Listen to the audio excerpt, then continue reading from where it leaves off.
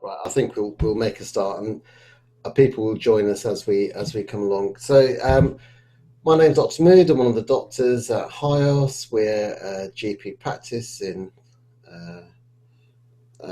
West London, probably your GP. And thank you so much for coming along to our webinars. We're doing a bunch of webinars to sort of inform,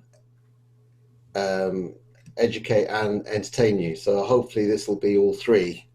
And so this is part of our response to the COVID-19, and it's to help and support patients. And so the idea is that this is an interactive webinar, so please do feel free to ask any questions. There's some buttons at the bottom of your screen, and we'll be able to answer those. You can also chat with us if you want to, if you have anything.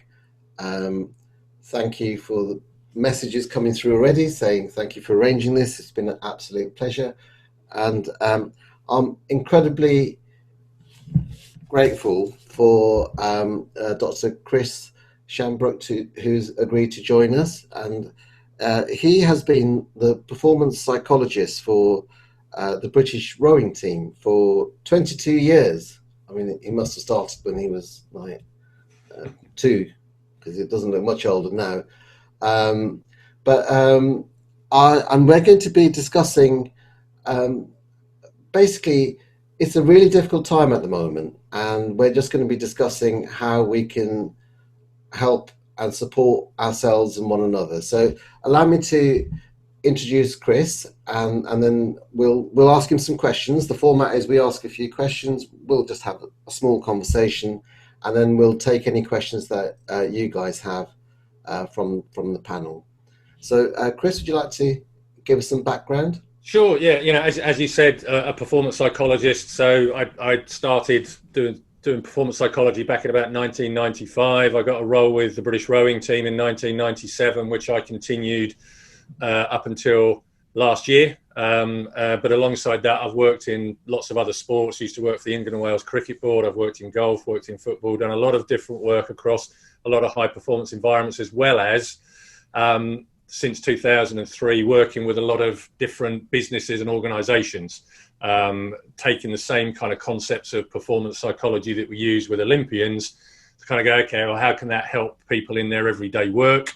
How can it help them in terms of just really thinking about psychological self-care, mental fitness in their lives? They're not trying to do what the Olympians do, but in many ways, there's often more pressure, more intensity in a world of work than there is sort of, peaking once every 4 years for an Olympic Games. So I've had a great opportunity to study high performance up close, but also work across a lot of different environments and a lot of, I guess, unreasonable environments. The pursuit of an Olympic medal and building sort of Olympic success year on year is pretty unreasonable, and there's a lot of pressure associated with that.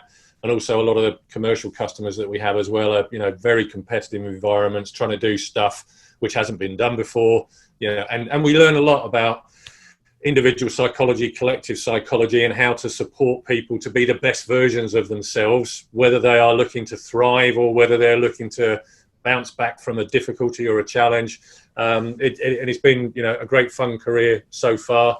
And fortunately, I think I must be older than I look. So there we go. It's the lighting that I've got with my webcam. Yeah, the technology can. My technology seems to have made me look a lot older. Yeah, I've hit the touch-up feature on the Zoom preferences where it can kind of make you feel a lot younger. Perhaps there's a separate webinar in that for us, Chris. I think some people might find it a challenge to link everyday life and everyday work and experience with training for Olympic athletes. Can you try to help sort of make that? Yeah, definitely. So I think what we look to do within an Olympic environment is you're looking to take all of the variables that you can influence to support someone to be in the best shape they can possibly be. We look to work on all of those to kind of take them to the best level possible. So rather than waiting for things to go wrong, we're always looking to say, right, how can we improve strength? How can we improve endurance? How can we improve technique? How can we improve confidence? How can we improve communication? How can we improve our understanding of ourselves under pressure? How can we improve our knowledge of our personalities? So we learn a lot from that environment, which we can apply to anyone who's got their own challenges every single day, that actually, thinking about how do I get more ready mentally? How do I get mentally fitter? It can help all of us kind of take on our challenges, which are equally meaningful, equally important, and very significant for us and the people around us as well. So, that environment of the Olympics is just a really good laboratory for learning stuff that is of relevance to all of us, really. Yeah, I mean, we've certainly found that amongst the staff and amongst patients, there's been people have been finding it really difficult to cope with uncertainty. I think that's the news that comes out is sometimes contradictory, and the certainty that people had and the structure that people had in their lives has kind of evaporated. That's applied to the staff that work in our practice, but also the patients. And we are pretty close to Heathrow, and there's an awful lot of disruption in both airlines and also all the other infrastructure that helps support a major airport. And so there's uncertainty around people's health. There's uncertainty around people's relationships with other people, with their friends and relatives. And then there's uncertainty around their careers. So it's I mean, obviously it's the word unprecedented in news lots of times, but this is, how do people, how do you suggest people cope with layer upon layer upon layer of uncertainty? Yeah, well, so, I've for a while I've always thought about anxiety as unanswered or unanswerable questions. So when we know we've got questions in our head that we can't find an immediate answer to, or we can't see a future answer to, that's where the anxiety levels get raised. So, within the high performance sports setup, the athletes have anxiety about whether we're going to win, whether the conditions will be favourable. They have this exaggerated uncertainty around something that has become centrally important in their lives. But at the moment, for all of us, we've got these unanswered or unanswerable questions about day-to-day life. And that's really important for us to kind of recognise that. And there's a huge amount here to do with, I think the literature around self-compassion is particularly appropriate at the moment, because when we've got times of uncertainty, what we need to do is we need to meet that with self-compassion, which goes along the lines of, right, okay, well, I'm going to seek firstly to be kind to myself rather than judging of myself. So how I'm feeling about not being able to answer questions or not having the certainty I had, I'm going to be kind and not judge. It's okay for me to feel like that. Once we've got the self-kindness, we can then also think about the concept of, common humanity. In situations where we're uncertain, we probably tend to kind of remove ourselves, go, oh, other people wouldn't be like that. They wouldn't be responding. They are. These are human responses. And if we recognize the common humanity response, it helps with the kindness as well. We're not judging, and we're saying, look, and this is wholly understandable. And for us to show that we're being human by reacting in this way can be a source of reassurance for us. And then the other thing that we look at is the third bit, which is, well, if we can get the chance to kind of exercise mindfulness and be in the moment and attend to the things that are more present and more around us, it at least removes some of that sense of uncertainty, and we can answer, what am I going to do next? What can I do today that makes me feel that bit better? How can I take care of myself? How can I take care of others? And what can I do in the here and now? And by going through those steps of self-compassion and at least committing to seeing how well we can do that in these uncertain times, that gives us at least something to play back with. I recognize it's uncertain. I'll be kind to myself. I'll recognize other people are thinking like this, and I'm going to stay in the moment and be mindful and see how can I make today as good as possible and control the things that I can control. And when more answers come online, then that can help us kind of start to find a a pathway through to answering questions. We might not get the definitive answer, but at least we can see that we're getting a bit more certainty. So is uncertainty decreasing, and what can I do to decrease it little by little? Because I'm not going to wave a magic wand and make everything certain in a short space of time. So those kind of things straight away for me, at least try and wrestle back a bit of control and give us some choices as to how they're simple frameworks, but not easy. And that's the important thing about this. And being kind to yourself to stick with it and be curious about how well you can do it is very important.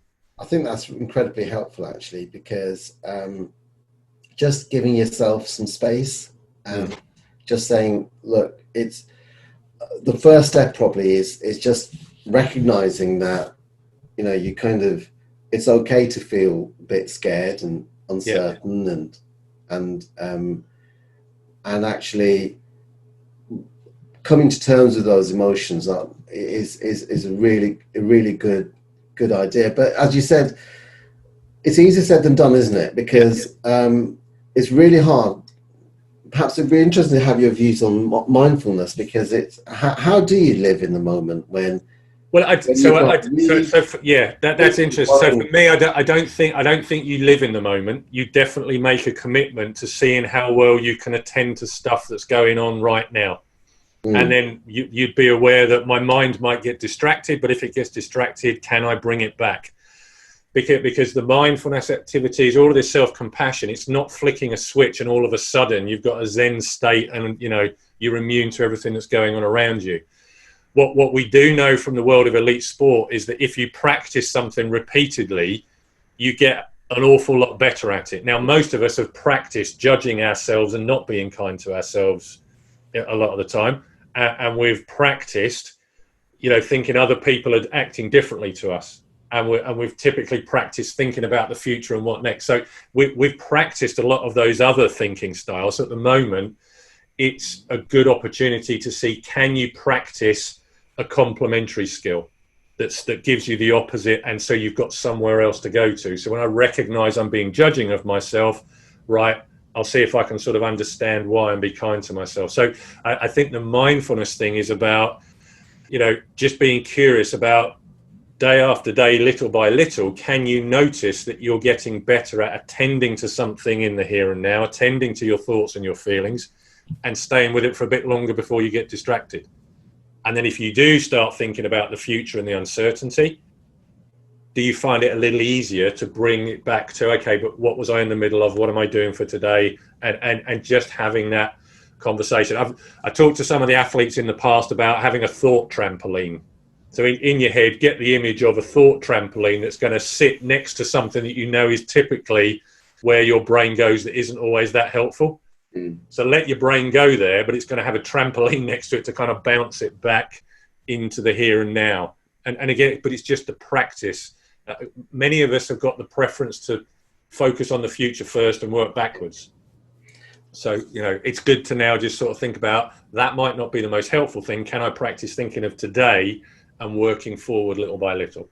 I thought trampoline is a good idea, actually, because it allows you to acknowledge your worries and your concerns, but then brings you back to the present. And that's why I have a huge problem with a lot of the information about positive thinking, because it's unhelpful. For the most part of us, if we worry, we should recognize that negative thought and say, how can I use that to help me right now? How might I be able to bounce that into something productive, rather than berating ourselves, doing the non-self-compassionate thing, saying, I shouldn't think negatively. Well, why not? For someone who's not thinking negatively at the moment about a whole bunch of stuff, I'd love to know what's going on for them, because that there is, that's not the normal thing. The normal thing is to have the negative thought and the worry, which we can accept and kind of go, how can I use that right now? I can use my negative thinking productively by bouncing it back to something, by reminding me to speak to someone who I always get good advice from, by remembering a time in the past when I've done things well, whatever it might be. And I think one of the challenges now is because such a long time, it's and I suppose you have this with athletes as well, when initially you can cope with things because it's it's all your fight and flight reactions are there, then they're not now. So weeks and months down the line, I think people are going through a different phase of struggling to deal with uncertainty, and actually there's a lot of anxiety about. There's now talk of people going back to work, and there's a fair bit of anxiety about, you know, how that would work, you know, how they would, you know, they don't feel like they are safe, or they may not feel confident in doing what they're doing. Have you got any thoughts or ideas on how patients could support themselves? Yeah, so I think it's interesting to think about the phases, because definitely if we think about kind of, you know, training and training programs, coaches will put training programs in place that will last a certain amount of time to stress the athletes, and then they'll ease off to let systems recover, to allow the physical and the mental energy to recuperate. Because if you keep it suppressed for too long, it's then you can't then get back up into that healthy recovery growth stage. So I would say at the moment for people, anything that you can do which really allows you to accentuate self-care, rest and recovery, physically doing the stuff that you know helps you feel refreshed, that will at least help you physically and mentally sort of have a sense of recovery from what we've been through before we start transitioning into another program of worry about some different things. And it's difficult to make that separation at the moment, but where we can, I think it's worth it. And then definitely, again, sort of thinking about, you know, what's really important here is, you know, what am I going to do to retain some habits of self-care while the new challenges come on board? And how am I going to keep seeking out good advice and putting in place the right thing to do today, which is going to be my response today? So, because I think at the moment we're not going to have a definite right tomorrow this is happening and I'm going to go back and it's going to be safe because of this, this and this.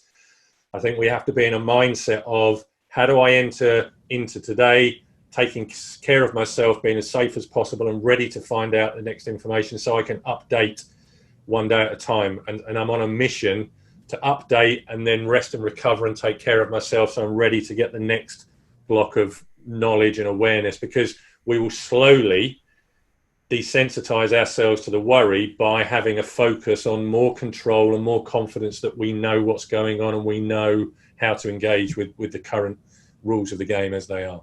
And the recovery, in what form can that take? Could that be in the form of exercise or reading or doing? Yeah. Presumably that's doing something different. Yeah, doing something different, doing something that you find refreshing, doing something that you enjoy. So whether it's a psychological recovery of making sure that you're taking time out to do stuff that's enjoyable, or physically getting some of the exercise, you know, the good nutrition, the hydration at the moment as well. Those things are particularly important just to keep everything in place. You know, I think I've found with extended periods of stress and pressure for the athletes over the years, when both mind and body get kind of pushed down together for too long, that's when it's harder to bounce back. If physically they're tired, but mentally they're still feeling fresh, they tend to be okay. If mentally they're really tired because of the pressure, but physically they've been taking care of themselves, they're typically okay. It's when we get both kind of prolonged for a period of time that you start to you lose the reserve to recover, because physically and mentally they're both sort of in that suppressed state. So it's definitely looking at the two go hand in hand, and anything you can do that sort of is psychologically enjoyable, refreshing, energizing for you, and physically allows you to kind of feel that sense of sort of health. And those things also give you that sense of being in control in the here and now. I'm making a choice to do something that's the right thing for me, that I can take control of. We've lost so much control. It's so important to exercise control where we can, which I know is easier for some of us than others.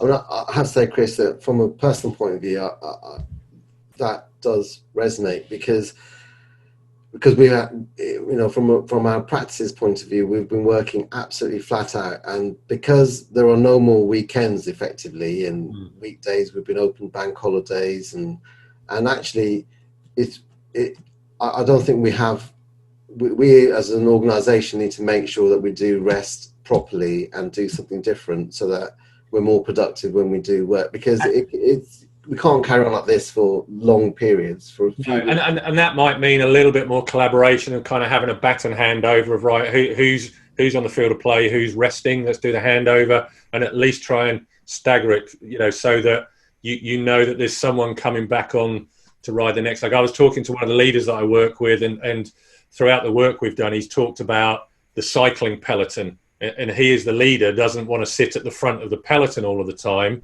because he'll get exhausted. You know, a peloton in cycling works because the person at the front does the work and then everyone else kind of drafts and gets an easier ride.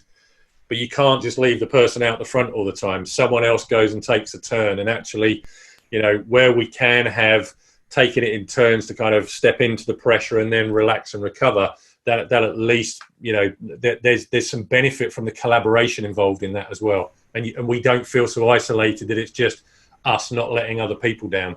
Yeah, we take the challenge on together as well. That's really, really insightful. I'm just going to just ask the audience to feel free to ask any questions. This is the part where if you've got any questions, we've got a few that have come through, and I'll put them to Chris in a moment. But please do feel free to either send a message or to click on the Q&A box, and we'll be able to ask those questions.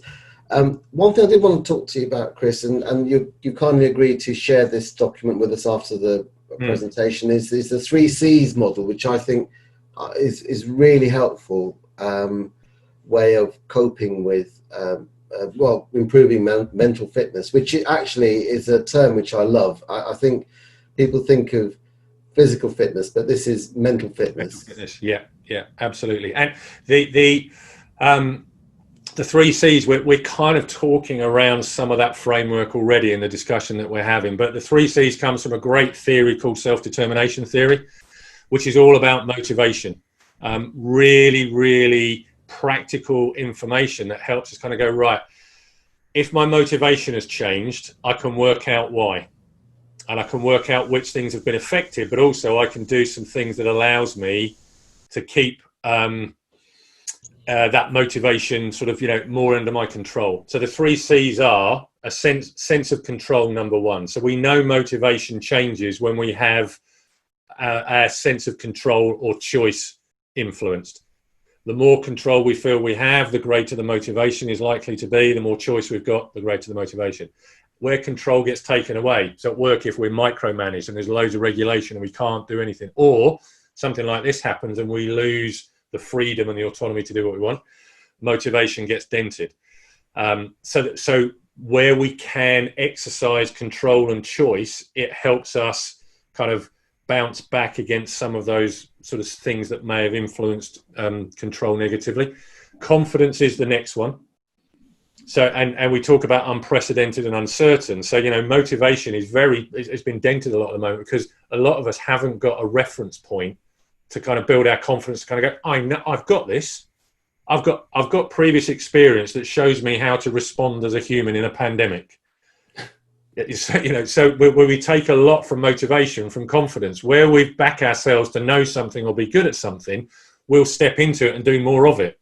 It's a beautiful virtuous circle. We're good at it. We're confident. We want to do it more. We get good feedback. We get better at it. So we get a virtual cycle. Where we haven't got the confidence, we step away, which is motivation going as well. So we think here about, okay, well, you know, what can we do? How can we build confidence that we've got some good habits of taking care of ourselves, or we're confident that we know, you know, how to do some of the things that are still the same. And we're confident that we can still make progress doing the things that haven't been taken away from us. So if we've got the control and the confidence that we're thinking about, then we also think about the third key ingredient of motivation, which is being connected, feeling connected to other people.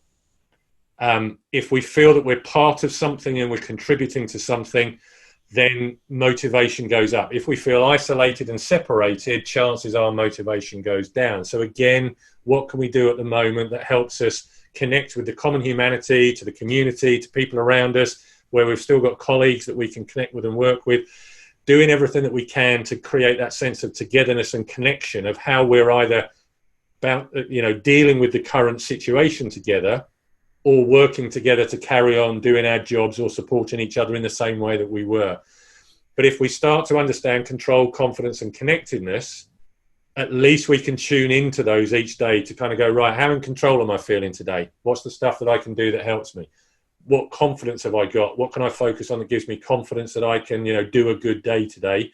And who am I going to connect with and sort of interact with that'll keep me strong? Because if we get too passive, we keep more and more isolated, confidence is reduced, and then sense of control goes even more, and kind of, we sort of just sort of fall deeper into that demotivational sort of furrow that we found ourselves in. I think that's incredibly insightful, actually, and to just think of yourself in those three categories on a daily basis, and trying to just think, look, how can I build my confidence?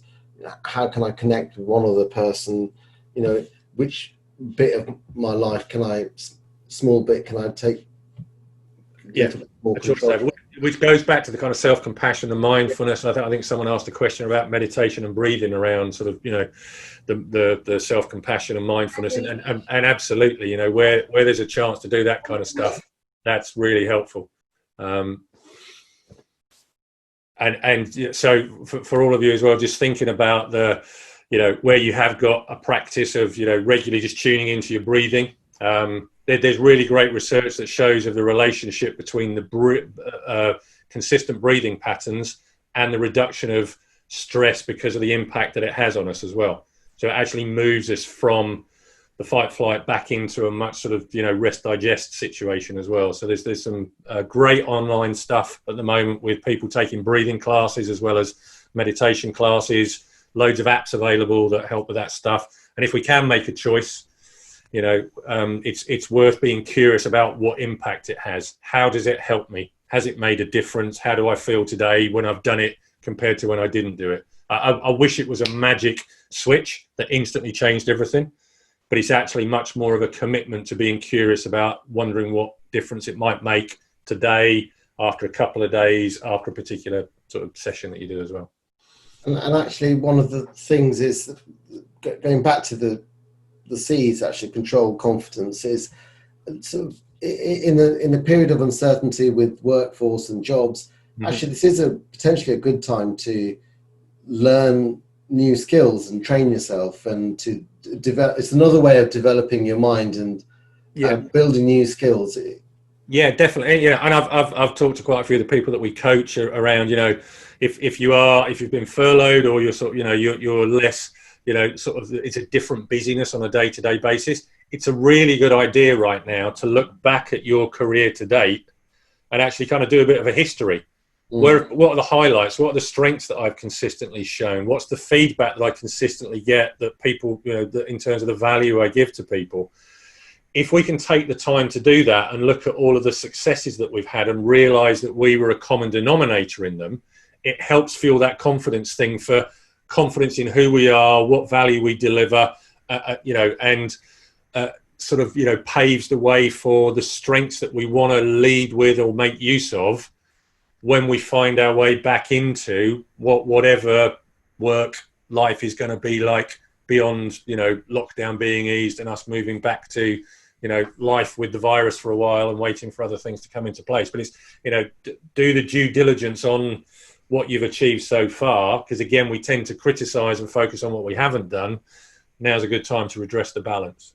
Thank you. And there's an interesting question actually about how kids could improve their morale during lockdown. I mean, they must be going through, they can't always articulate their feelings and thoughts. So do you have any? Yeah, I think it's really important at the moment just to, just to sort of keep asking the kids, have they got any questions? And because they might be worried about stuff and they can't articulate it. So kind of encouraging them to sort of share, what questions have you got? What feelings are you having at the moment? It's a good time to get them into some habits of sharing and asking and seeking support and just getting used to tuning into what's going on. And we can say to them, look, we'd all like to have answers, and we're going to sort of keep everyone safe and happy, but let's keep talking about how we're feeling, how we're thinking. Let's use that as much as possible. And I've got a 6-year-old and a 16-year-old, and they're in very different places in terms of how this has affected them. The 6-year-old kind of, is missing friends at school a little bit, but he's quite enjoying the consistency and continuity of home life. The 16-year-old has just missed out on her GCSEs at a period that she was kind of going to be, built up to all of that. and now her and her peer group are going to be the generation that didn't, finish their exams, and they've lost the opportunity to have a really important bonding experience that is going to set them up in their life as well. So again, I think it's about being compassionate, understanding, talking to them, and being ready to support where we can. The 6-year-old is a lot easier to support than the 16-year-old in my current experience. But I've got a 6-year-old, and I'll beg to differ on that one. But we're completely. These are supposed to be 90 minutes long, and we've run completely over. That's entirely my fault, so apologies. It's just a fascinating topic, actually. But the last question is for say athletes with chronic diseases or Paralympic athletes. What advice and tips do you give them to stay motivated and to remain healthy? I think if from the athlete's point of view, if they're at that level, quite often their sport has been a really good opportunity for them to engage with fulfilling their potential, challenging themselves, pushing themselves, using the support around them, and definitely that's the big one for me in terms of the most successful athletes I've seen across all the disciplines. It's the people who are willing to kind of go, right, who's my support team? Because I am going to be giving you a really hard time making sure that your expertise is supporting me as much as possible. So they're not waiting for stuff to get worse. They're kind of going, right, what can you tell me? What difference can you make? What have you just learned that is going to make a difference for me? They're really good at having that self-focus, that desire to sort of think about, right, okay, it's important for me that I'm doing something that makes me feel good. I'm going to really challenge people to make a difference to me. And I think all of us at the moment, there's the classic thing that people talk about, when you're on an aeroplane, the instruction is put your own oxygen mask on first before helping other people. There's a big thing in that in terms of, right, who's your support team that can be the equivalent of helping you put your own oxygen mask on first so that you're in a really great position to help other people. And I think there's a good parallel there as well. But they're really, really good at thinking, I've got support around me. I'm not going to sort of wait politely until they've got something to offer. I'm going to make it a really proactive thing of, let's stay on top of this and be curious about what next, how do we make a difference? Or we've just done that, how do we consolidate? How do we bed it in? And they're really, really good at just sort of, constantly wanting to solve the problem of how do we improve this, even if they're in a position of being delighted with something.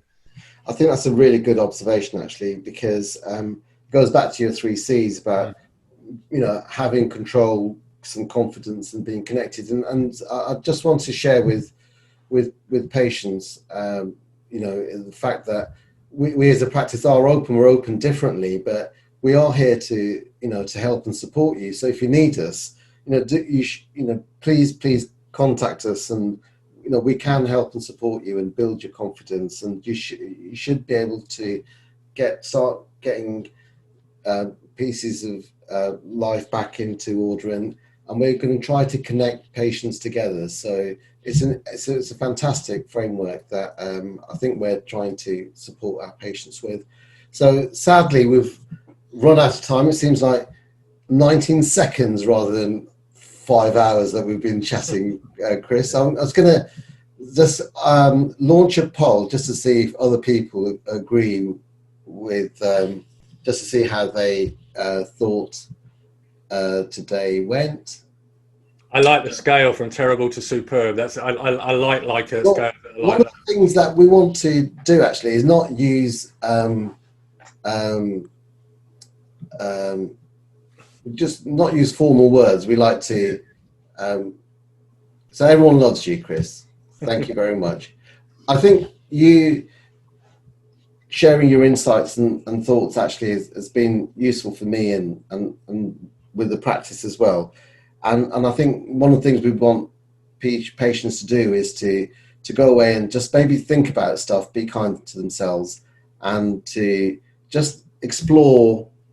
I think starting off with awareness of your feelings would be a good place to begin. And if folks, there's loads of on the performanceroom.co.uk, there's loads of free information on there around some of this. Is a COVID-19 specific button with some advice on sort of uncertainty, infographics and various things, and Believe Perform got loads of sort of mental health resource on there as well, all sorts of great advice as well. So if you follow Believe Perform on Instagram or on Twitter, there's regularly lots of infographics shared on there as well, that you can tune into. Looking back through their timelines, there'll be all sorts of useful ones, particularly as it's Mental Health Awareness Week this week as well. So there's lots of stuff being given away. So do take advantage of those. There's loads of stuff in front of the paywall for you. And we will share those links. We'll put this video on YouTube, and we'll share those links. And also, Chris has a document that he's happy for us to share as well. So there's lots of resources and tips available. I think this is a great place to start, and please feel free to join us in other webinars. Thank you so much for your time, Chris, and thank you guys for attending. Thank you very much. Thank you very much. Bye.